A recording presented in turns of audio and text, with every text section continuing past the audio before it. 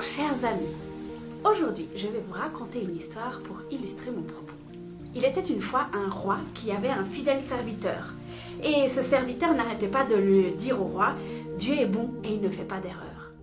Le roi, il écoutait ça que d'une oreille. Mais voilà qu'un jour ils sont partis à la chasse et ils ont dû tuer un lion, mais juste avant qu'ils puissent tuer le lion a sauté sur le roi et lui a arraché un doigt.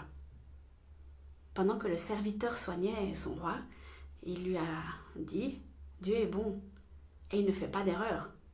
Le roi s'est mis dans une colère mais internationale parce qu'il s'est dit « Dis donc, t'es qui toi? Regarde, il me manque un doigt. Tu crois quand même pas que je vais dire que Dieu est bon et qu'il ne fait pas d'erreur ?» Et aussitôt, il a mis son serviteur en prison. Mais dans sa prison, le serviteur continuait à dire « Dieu est bon et il ne fait pas d'erreur ». Un jour, le roi est reparti à la chasse. Mais ce jour-là, il n'est pas tombé sur un lion. Il est tombé sur une tribu qu'il a capturée. Et dans cette tribu, ils avaient une particularité, ils faisaient des sacrifices humains. Quelle aubaine, ils avaient un roi sous la main pour le sacrifier. Alors ils l'ont préparé en vue de leur cérémonie, mais juste avant qu'ils le sacrifient, ils ont vu qu'il lui manquait un doigt. Mais ils n'ont pas pu le sacrifier, parce que dans cette tribu, on ne faisait pas des sacrifices incomplets. Et ils ont relâché le roi. « Dieu est bon et il ne fait pas d'erreur !» s'est dit le roi. Et évidemment. Donc il a couru jusqu'à la prison, il a délivré son serviteur et puis il lui a dit « J'ai bien compris la leçon, Dieu est bon, il ne fait pas d'erreur. Mais toi, t'as pas arrêté de dire ça en prison. Comment tu peux dire que Dieu est bon et il ne fait pas d'erreur ?»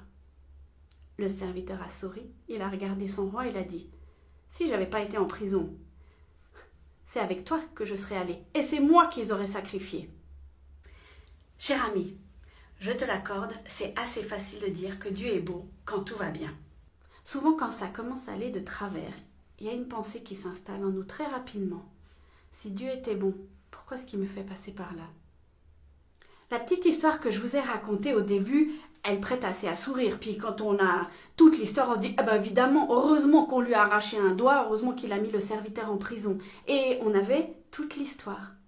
Eh bien, quand on a des difficultés, quand on a des épreuves, quand on a vraiment des choses par lesquelles on doit passer qui peuvent être affreuses, on n'a pas toute l'histoire. On ne sait pas ce qui va arriver.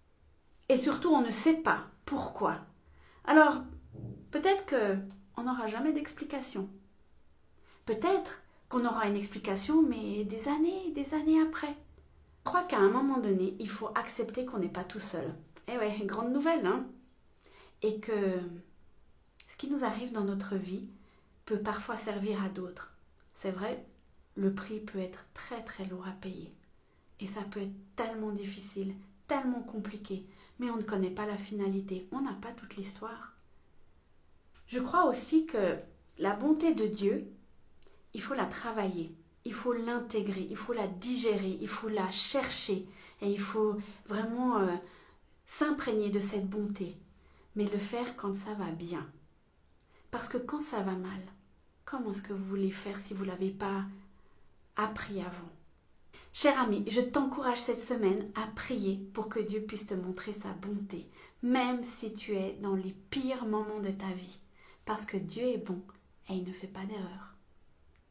Je te souhaite une excellente semaine, sois une bénédiction pour quelqu'un d'autre autour de toi aujourd'hui. À bientôt!